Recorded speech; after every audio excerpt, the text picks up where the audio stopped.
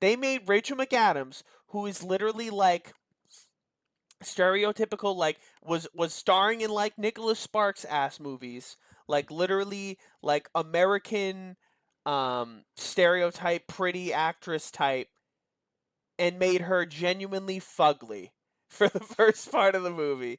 Like the tuna fish, oh my god, the close up of the tuna fish.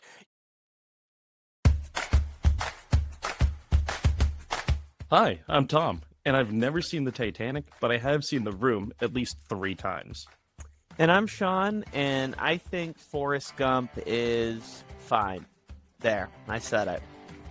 And this is Flicks and Flops, the podcast where we watch movies, talk nonsense, And pretend to know what we're doing. grab your snacks, lower your expectations, and let's ruin some cinema together. Because nothing says film analysis like two friends arguing over whether Nicolas Cage is a genius or just bored. And welcome back to another episode of Flicks and Flops. This is a movie that Sean and I wanted to see in theaters, and it just kind of didn't really work out. And then we discovered, hey, it's on Hulu. We might as well watch it. So today we're going to talk about Sam Raimi's Send Help. And Sean, if you just want to take it away, because I have a lot I want to say about this, but I want to give you the first go. Well, kind of crazy it took us this long to watch a Sam Raimi movie on this show because, like, we both very much like it. I mean, when we were talking about like his style, like when we were talking about his movies when we were watching this, I think Tom and I are in that camp, the black sheep kind of semi-controversial camp of like people who actually enjoy Spider-Man 3. Though I will say I feel like as time has gone on, that movie has gotten like less and less clowned on. It also, doesn't help that Sam Raimi, like the studios really fucked him over with that movie, and like Venom wasn't even supposed to be until like the fourth or the fifth one, but that's a whole rabbit hole for another day. This movie, Send Help, he was in his absolute bag. Like this felt like he drew from what made his style so iconic, but also put it with like a modern, in this kind of like A24 era of that setting the standard for kind of serious slash like quirky niche movies. He was able to kind of make a movie like that while also not compromising his style, and pulled out some great performances from Rachel McAdams and Dylan O'Brien in this one. I mean, he does. Sam Raimi's best work, in my opinion, is when he has like kind of the small, tight circle casts. Like in Drag Me to Hell, it's like mainly just like the girl and like the guy friend. In Evil Dead, it's Ash and literally a bunch of talking zombies.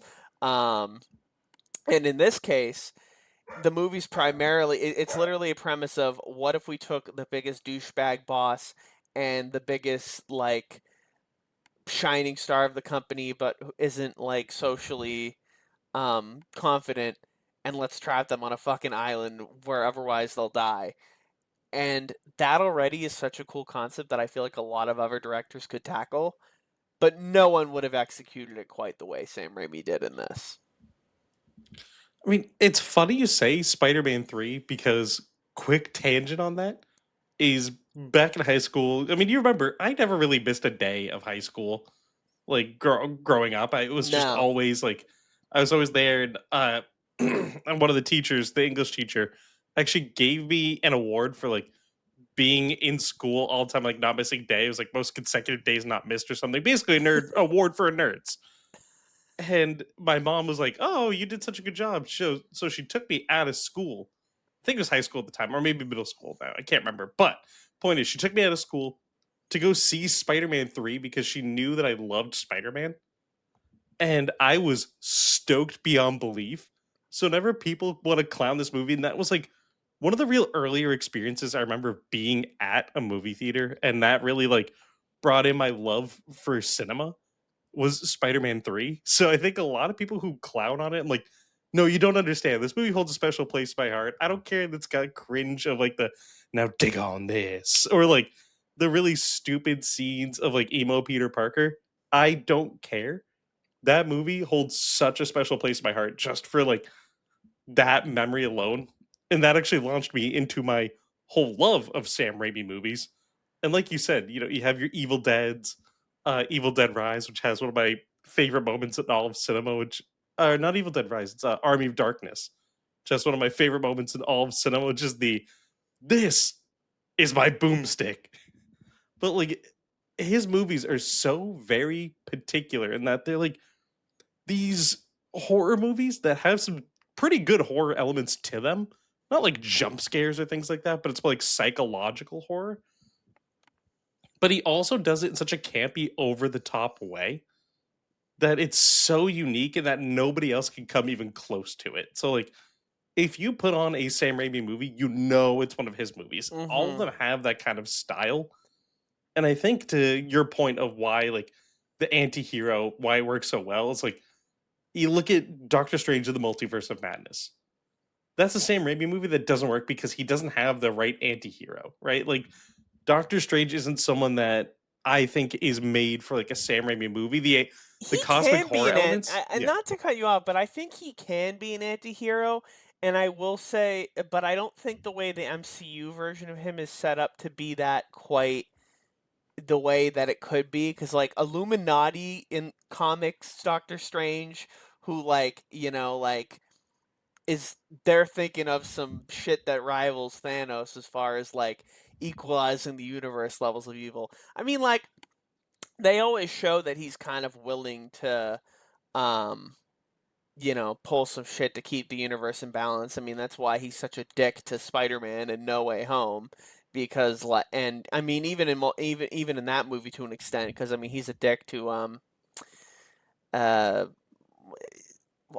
I was about to call her American Ferrera, but I definitely meant Oh, America Chavez. America Chavez. Yeah, yep, America Ferrera. Ugly Betty the Multiverse of Madness. Yep, but no, like I agree. I agree with your point.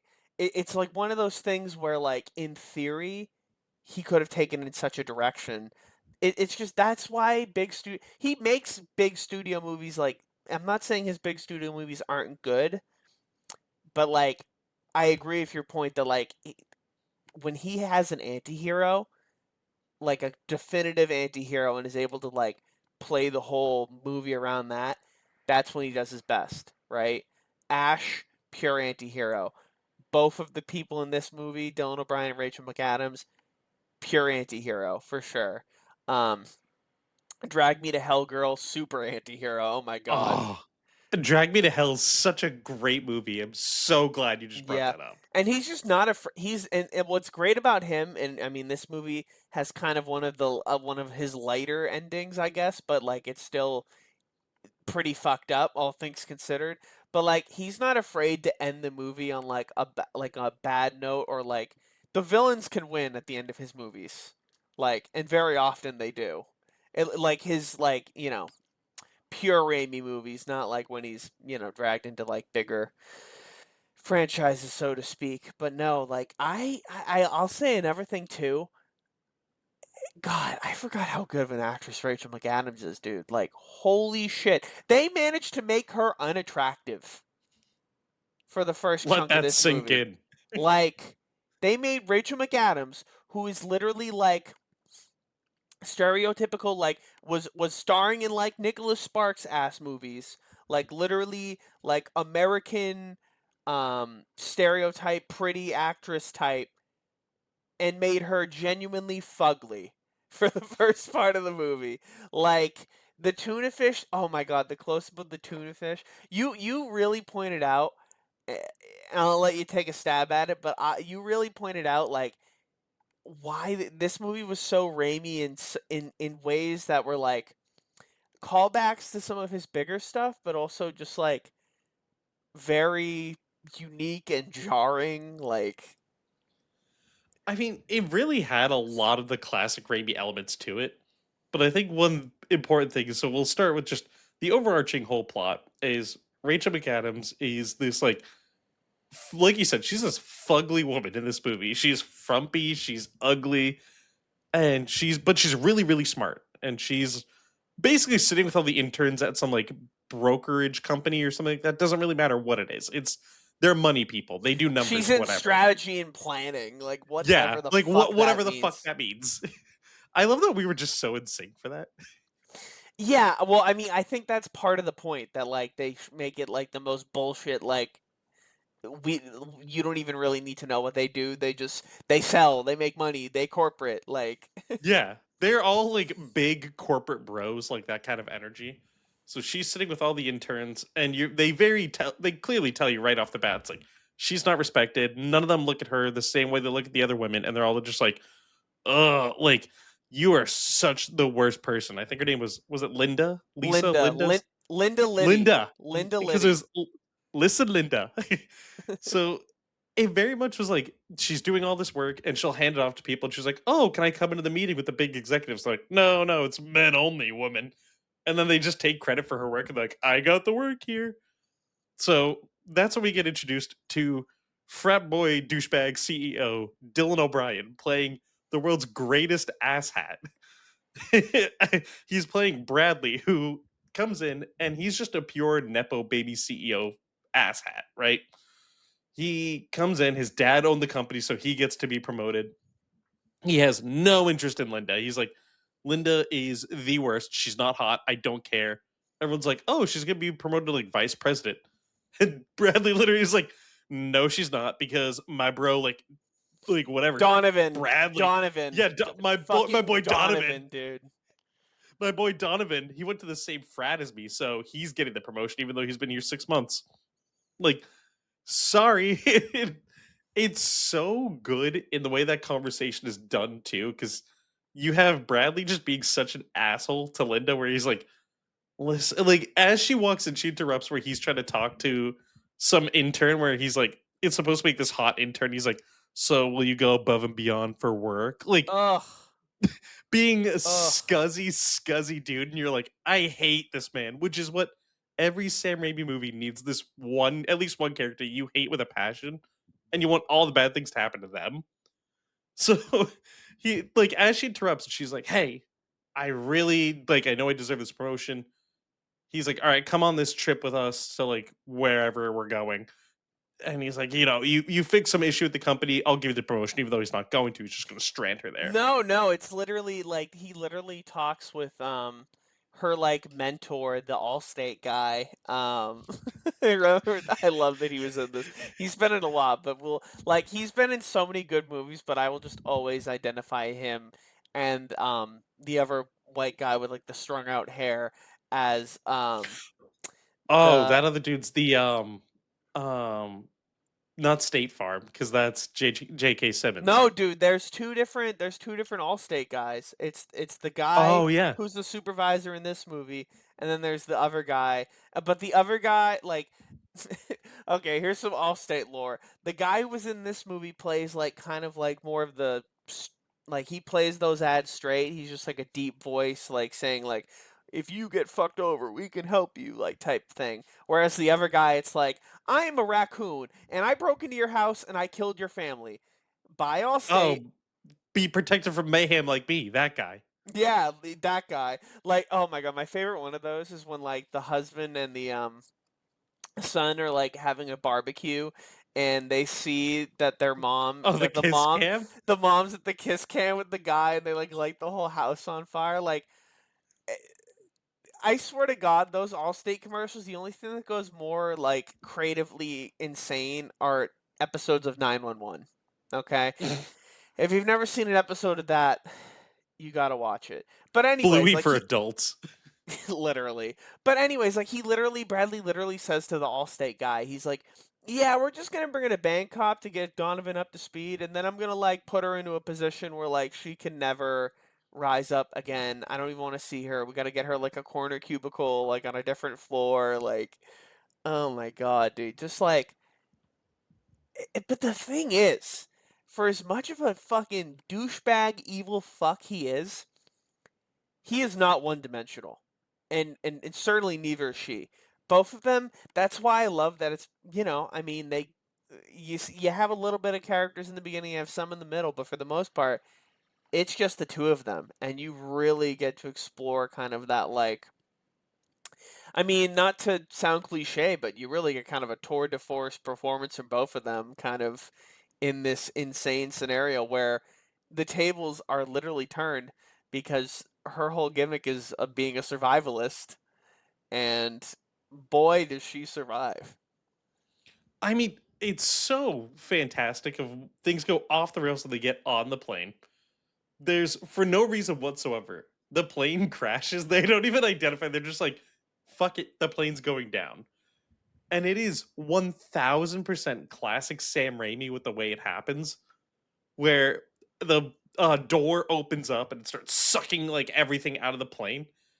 And I love that all the other like frat boy C-suite level people, like while Linda's strapped in the chair, they're grabbing onto her leg, and instead of being like, save me, they're like, give me your chair. They're like, Literally the guy's like Donovan's literally choking her out.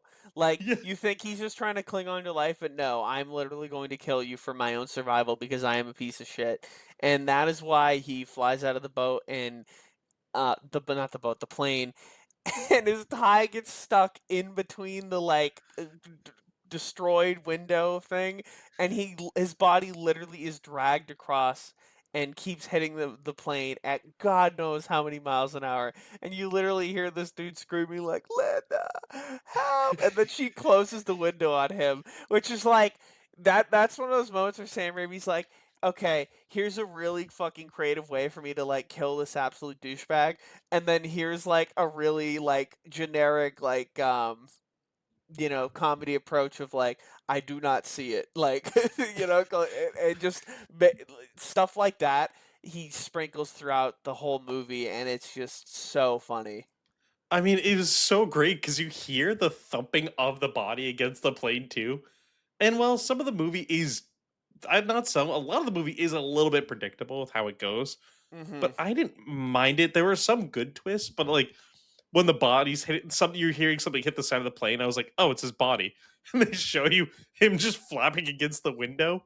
And then they have this great zoom in. Again, so many classic Raimi elements to this, where as the plane's going down, Linda's holding onto the seat. She's screaming. Everything's black around her. And it's just a zoom in on her screaming at the top of her lungs as it cuts to black when the plane crashes. Classic Raimi of just like, oh, pure like adrenaline horror kind of thing. And it's so good too. She survives. You have Bradley surviving, and she kind of takes care of Bradley for a little bit. And Bradley's very the roles are kind of reversed. Like he's very out of his element. And she even says, like, we're not in the office anymore, Bradley. Like, this you have to do as I say, or you're not making it. And it's like, I am the dominatrix now. yeah, like I am the captain now, but like in a weirder kind of somewhat sexual way. Like, Yeah, just a little bit. I mean, it becomes, spoiler alert if anyone hasn't seen this, but it becomes a lot more, not even just like somewhat sexual. It's very much a fantasy for her, is what this quickly dives into and devolves into like this chaotic madness. Where I love that at first she's like, oh, okay, like, he's like, I don't need your help. Yeah, I'm your boss. I'm the man. I know what I'm doing. And then he's just like, she storms off. She's like, all right, fine. See you later, dick. And like, just leaves him, and he's like dying of thirst, getting sun poisoning. As she comes back, she's got like food and everything. Like she's survived without him. So eventually he comes crawling back. He's like, hey, I need your help. My leg's broken. Like all this stuff. But you see that, like, I love the role reversal and how quick it is too. I love that it wasn't really like a gradual thing in that she was like instantly like, all right, I got this. Cause I like that, like, she's in her element. It's a natural shift over for her of this is what she wants. And this is where she's at her best. And Hmm. Rachel McAdams crushed it. Like, it's almost like playing two very different people in this movie of Office Linda and Island Linda. Oh, it's And I like love the way literally she did some it. Dr. Jekyll and Mr. Hyde shit. Like she is just the level of, and it's not only just like that she's immediately in her element when they're on the island. It's how much confidence she gains, how much like I mean, while also going completely off the rails. Yet it's like she finds a way to like be so with the program in some ways, but like in a human on human interaction way, just be so sociopathic. But I mean, she was set up to be that way between her work environment, her abusive relationship, etc. I mean, doesn't justify the fact that, spoiler alert, she killed 3 fucking people, and you could argue killed 5 if you count like her kicking off the guys who were hanging off of her on the plane. But like, she's a product of her environment, right? I mean, it's like the whole thing that they have this. There's a really good moment in the movie where, in between all of the surviving and trying to figure out like what their next move is, Bradley and Linda are having a nice like heart to heart off of prison wine, right? Like she's like, "Oh, this is how you make wine in prison. So like we can do it. We can get really fucked up. It's gonna be great. Let's party. Let's get drunk. Yeah, yeah, yeah." So as they're doing that, they have this great heart to heart, and Bradley's like, "Oh well, my dad was really absent, and my mom was emotionally and physically abusive to me, so that's why I'm the way that I am. Like, I'm an asshole because it's all I know how to be, and I'm really truly insecure about myself." And Linda is like, "Oh well, actually, I was abused. I was in a awful marriage for 10 years. He was a drinker, and one day I just let him go. Like I knew he was drinking. I gave him the keys and said, 'See you later.'" And it's like Which she is has like, this holy great shit. line, which is crazy that she was like, "All right, later," but like she has this great line where she's like, "Monsters." She says something like, "Monsters aren't born; they're created." Right? Like everybody's born, and it's that whole idea that everyone's Nature born with the nurture, intention right? to do. Yeah, like everyone's born with that whole like good. They're born with the idea to be good, but it's because of their environment and how they're raised is what's going to end up affecting them and who they turn out to be. So they both were in terrible environments. So they both were going to be terrible people no matter what. And I love that, like, I think it's on probably the second day being in the island, right? She, like, one of the early days when Bradley wakes up, she has a knife. And he's like, "Oh, where'd you find that?" She's like, "Oh, washed up on shore." She's like very casual, nonchalant, like crazy the things you can find in a plane wreck. And he's like, "Yeah, I'm not a survivalist, so I don't fucking know."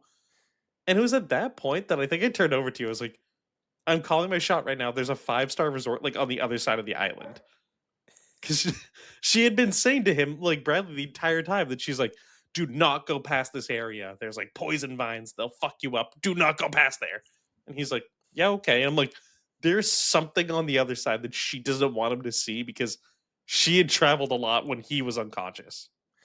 So, not for nothing, I thought that too, and I agreed with you with it immediately. But my dumbass is no better than Dylan O'Brien's Bradley character because, like, I plausibly believed that it washed up, but that there was also the resort, which I felt really dumb, when we got to that part of it. But at the same time, man, I don't know. Linda Little, she put in a great performance. I mean, both of these two, another thing what I love about it so much is how duplicitous and how like they play off of each other. Like, like there's so many like kind of like fake out scenes of like, like you think they're starting to bond or whatever, and then, okay, I poisoned you with like 4 berries at dinner and now you're like puking, but I'm going to die on my raft because I'm an idiot, like with the first time. And then she, pretends to castrate him after using like the blowfish poison. And then even at the end in the I love how it wasn't a 5-star resort. It was literally some douchebag billionaire's mansion that like caretakers check every while now and again, that like she literally disabled the security on and the guy didn't even notice, which I think I didn't realize it when we watched it, but I realized after. I'm like, "Oh, this kind of ties in with like the whole, like, what he's making fun of with their company and like the corporate bullshit, like it's all just like a bunch of made up like nonsense and numbers, etc." Same thing, like, but it's all about money. Like, I think it's similar commentary of like, yeah, this guy somehow afforded on like some fucking remote island and God knows where to have like some base, and just cares so little about it that like he doesn't even notice people have like broken into it and shit. You know what I mean? It's just like kind of that um commentary on like the callousness of the rich elite. I mean, I kind of there's some really big moments like you just talked about there of like classic Sam Raimi moments, which I know I keep saying that in this episode, but it's like they're moments that if you see these and you know Sam Raimi's movies, you're like right there, that's one of them. The boar when she's going to catch the boar for food, right? They're both hungry, they need something to eat. She tries to hunt a boar. And it's so violent with how it happens. And it's like the boar she like stabs the boar, but it's like going through her stick as it's like just pushing the stick further into its body, Ugh, snarling, spitting, coughing blood up onto her as she's like ugh, like primal screaming at it. And it does that last bit of like little like fake out death where it's like, like tries to keep going at her. Like that is a very Sam Raimi thing. Like you said, when she gets like poisoned at the dinner, she rescues Bradley afterwards, and she just projectile vomits onto him. This like disgusting yellow like vomit. mm-hmm, More Sam Raimi moments of like not gore but like gross, yeah, like just nastiness of, and it's like it's just a close up of her going like like almost like a possession vomiting onto his face and like into his mouth like over and over and over again, and you're like, oh my god, it's so nasty. And then that leads into what I think is one of the best, the probably the best reveal in this entire movie of Bradley has a fiance, right? oh Fiance man, is looking for him. So fiance's looking for him, and eventually the fiance's like, "Oh, I found you guys." She finds Linda, and she's like, "Oh my god, I found you." she's like, And no, there's like like, she's freaking out. She's like, oh my god, they gave him the official search, but I knew he wasn't lost. I knew you were lost. Oh my god, please, I need to she's find like, his "True mom. love wins in the end." Which, like, oh my god, you really love this piece of shit? Like, come on, man. Like, what are we doing here? But I love the way they did it. Of like, Linda's trying to show the fiance and then like the guy who's manning the boat like a shortcut, and it's a scene that earlier in the movie they know that it's like not a steady path. So they show you later in the movie that when the fiance fell kind of over, and the boat captain is trying to help her up, she pushes both of them off the edge like a fucking psycho because Well, she's like, not even just "I pushes want him to off stay the edge. here. This is my life." She hits him with, like, some, like, rock or something. She hits the old guy, like, which is crazy because that's an exact parallel of when she stepped on that cliff and Bradley saved her. Like, Bradley could have easily not saved her there, but that was a moment where like he was kind of like cool with her and it kind of just like lucked out that they were like kind of hunky dory in that moment. But the fact that it like in the inverse of the situation, she just is like, "Okay, bye-bye, Yeah, my new life." Well, I mean, there's also earlier in the movie when the first boat drives by, I don't know, probably like a week or two into them being on the island. She literally, literally says, and she says this probably like four times throughout the movie. Every time she gets questioned on it, she's like, "I just wasn't ready yet. I just wasn't ready." As if like it's a completely like normal thing to like just be cool with. Well, we could get rescued off of here, but I'm enjoying my life now. But that's the thing, right? Like, she was living such a mundane existence. This survivor thing was like her escape from her prison. Like, and it really fits in.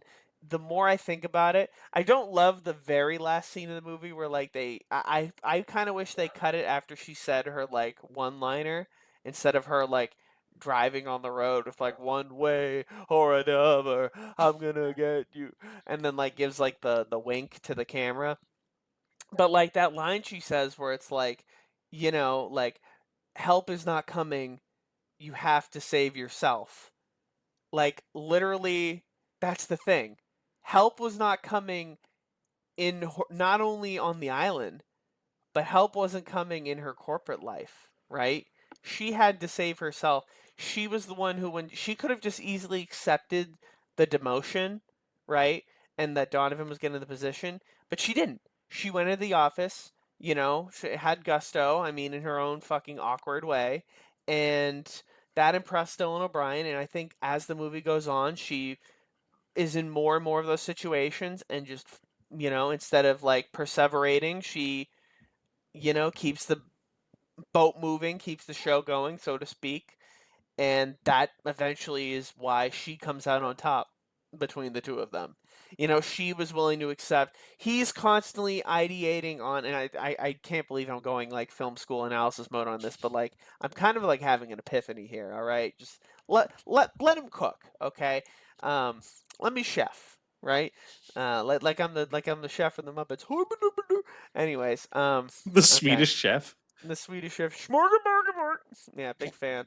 Um, but anyways, like he is obsessed with like getting rescued and not like like we need to be focused about getting out of here. Like he doesn't give a shit about surviving on the which like, dude, if you're gonna like get rescued, wouldn't you want to like survive in the interim? Like, I mean, it's one thing to like focus on those efforts. That's cool, but like you're in the middle of nowhere, man. You can't see anything. I mean, in his defense, he also didn't. Linda also found the house, in the like 2 days she abandoned him and like completely, um, withheld that information from him. But like, yeah, no, I really like that that was the core theme of the movie. Like and that line applies to like both facets of Linda. I really like what you were going with, like the two Lindas, because it really is two different characters. And by the end of the movie, like she's this like actualized version of the second version, um, while still keeping the quirkiness.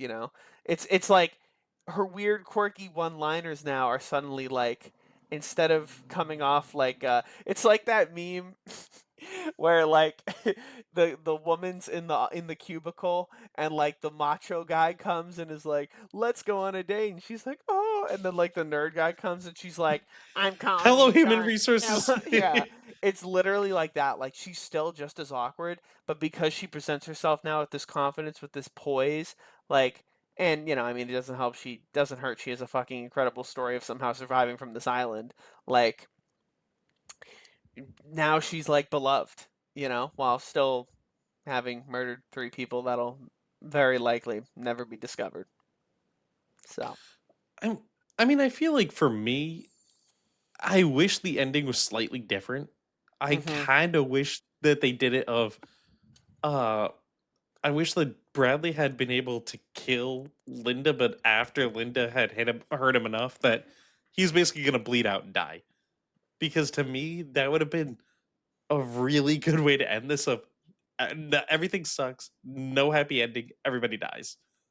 Like I think that would be so good. Of like, let's say she's stabbed him right, and he's bleeding out, and then he takes a shotgun. Mhm. Let's say it has shells in it, and he blows her away, and she's like bleeding out, and she's like, but I love you. Like that, I think would have been so good, because then it's just like she's bleeding out and she knows that she's fucked this whole thing up. He's not Mhm. getting out of there alive because no one's gonna come save them, and then he already lost his fiance, so there's no one is experiencing a happy ending in this movie at Dude, all. the amount of trauma that the two of them experienced, especially him though.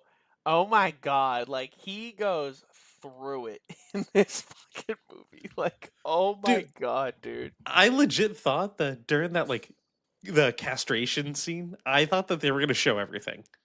I was like, "There's no way!" Like, Yeah, I predicted the fake out, but I also wouldn't have been surprised if he went with it.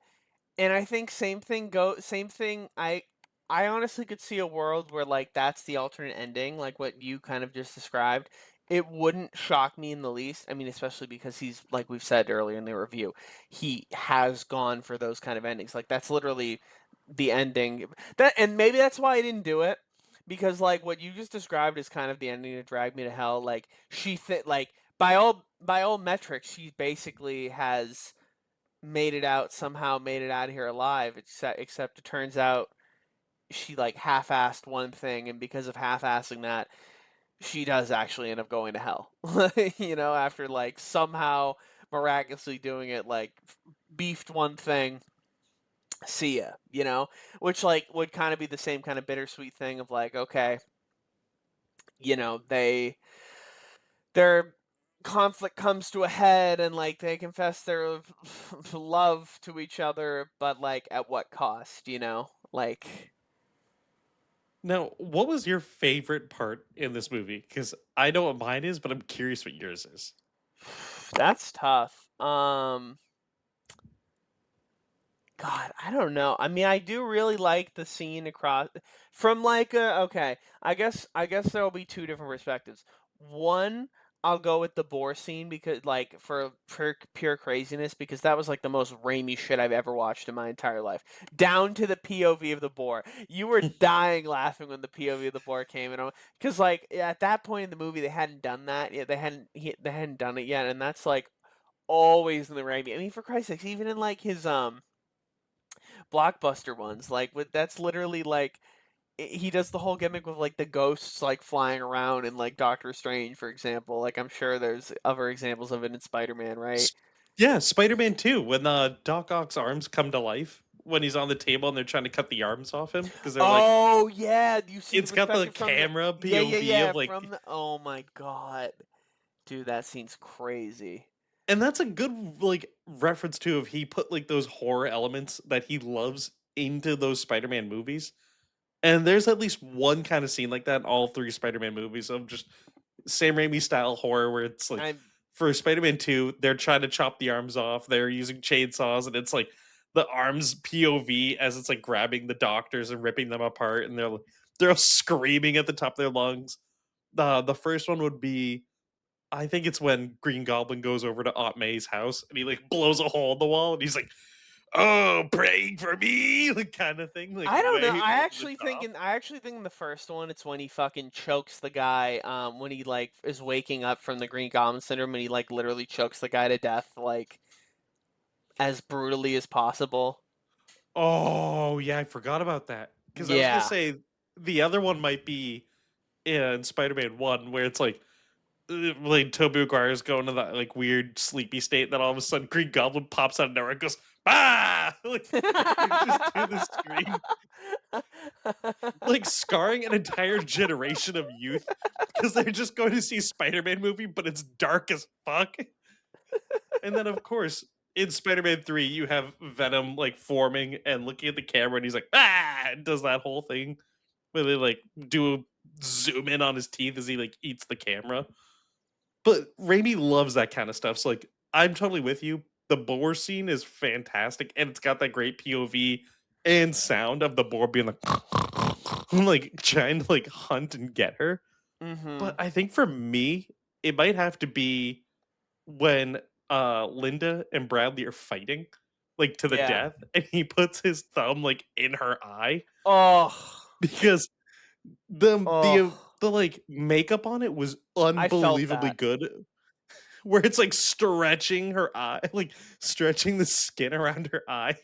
It's just so over the top that I was like that's the Raimi that I love. It's just like direct over the top stuff and her eye doesn't pop out or anything. It's just like super red and bloody around it, but like I love that where it's very much her like the left side of her face like expands.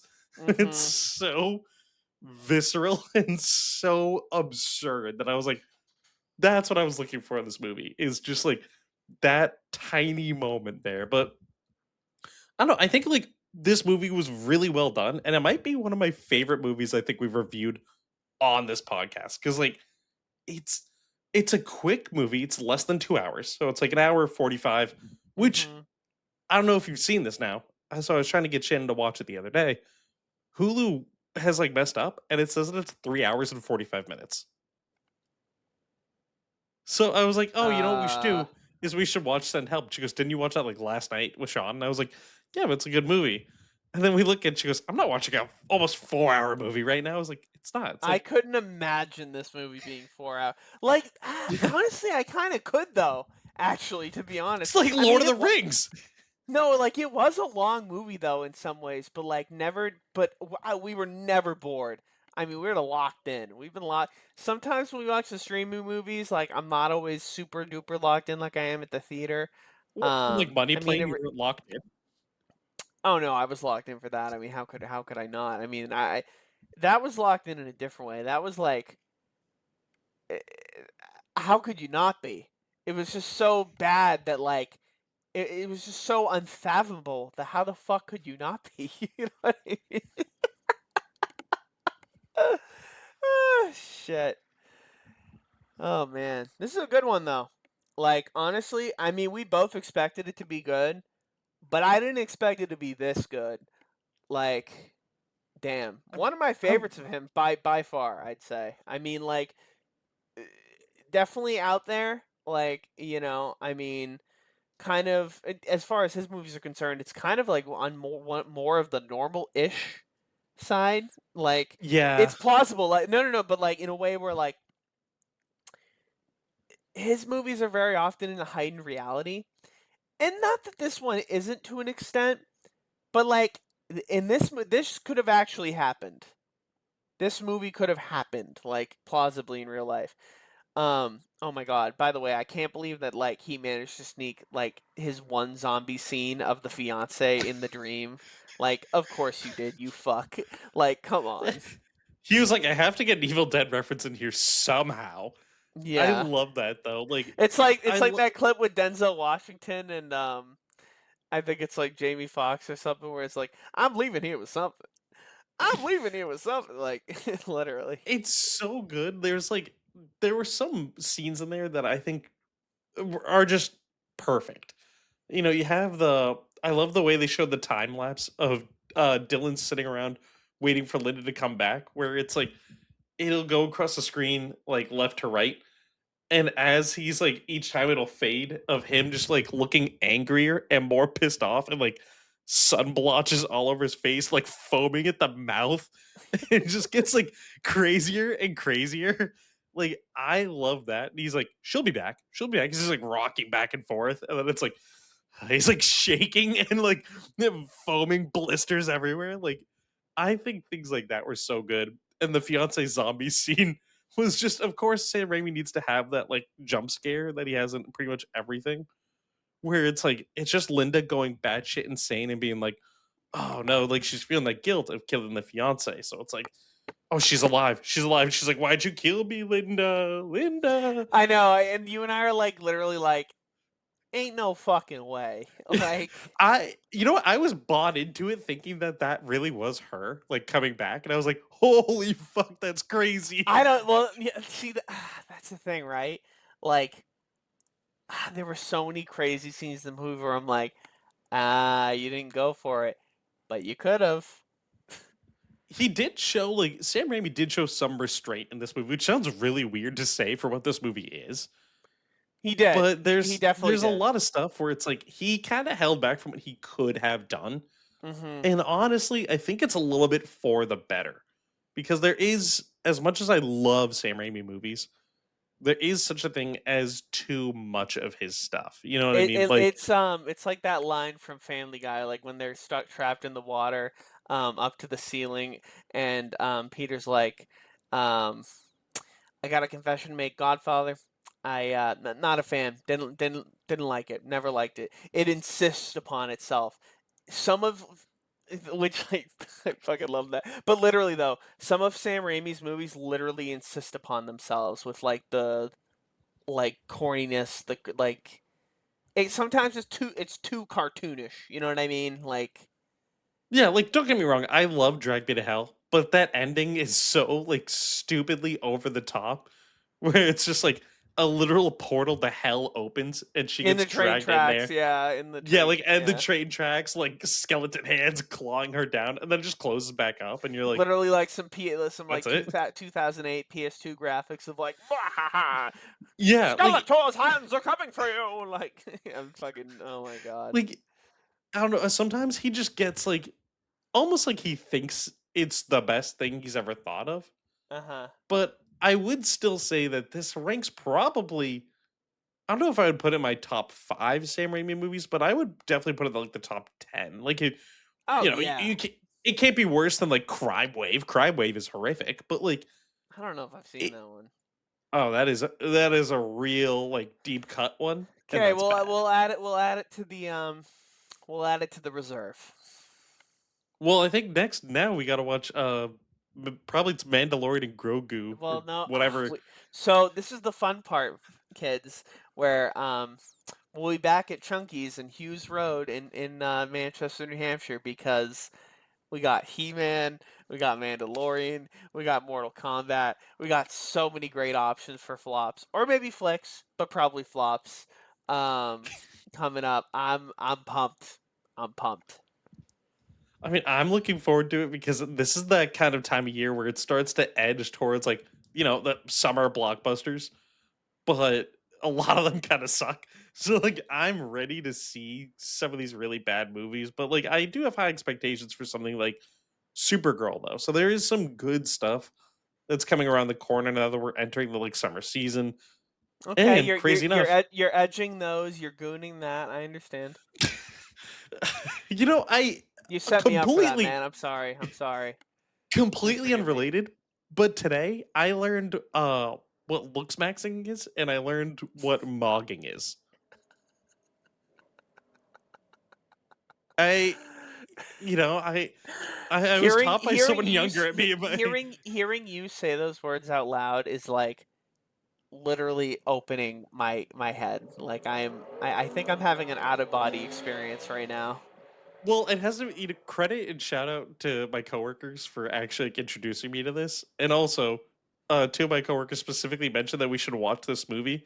So I gotta give a quick shout out to Nancy and Shauna because they both were like, "You have to Shout watch outs this." Nancy and Shauna. Thank you Which for we also have to recommendation. see. Good luck, have fun, don't die. That was another one recommended to us. Oh yeah, we almost saw that in theaters too. Yeah, we gotta watch that. That's a fucking weird one. But like, I don't know. I completely unrelated to everything. We're just off the rails now. But I learned about mogging and looks maxing, so that was a day for me. Okay. I say we mog our way. I say we close out this episode with some nice little mogging. Is that how you do it? Is this what it is? Like what? Well, there's mogging, there's mewing, there's it's a woozy, it's a wazzy, it's a dabadoozy. Like I mean, it's third grade one biology, Squidward. Like, come on. Isn't mewing the thing that Starlight does in the boys? She's like, Yeah, like like it's like butcher, butcher, you're so wrong. Butcher. I love Huey. Oi, Ewy. That's my I butcher I impression. love Did you like Huey. it? Oh, Um, oi, Ewy. oh Huey, kill me, mate. Oh man. Um, but yeah, overall, send help. We don't need any help because this movie was great. Um, it was awesome. Really, really dug it. And yeah, we're in for a ride for whatever the next one is. And by proxy, that means you guys are too. I mean, like Sean said, I highly recommend this one. If you're looking for something, even just like it's a fun movie that, like, if you're looking for anything, you guys, date night movie, whatever, you're hanging out with your friends, you guys want to watch a movie on streaming. This is so easy to put on and just get easily sucked into. Mm-hmm. So even if you're not like, I'm not a big horror guy and I love it, but it's not like horror in that kind of sense. It's like No. dark comedy kind of Yeah. horror. Yeah. More like psychological for the most part, with a dash of like visceral, visual. Yeah, for sure. But that'll do it for this recording. Yeah. So we'll see you guys next time. Peace.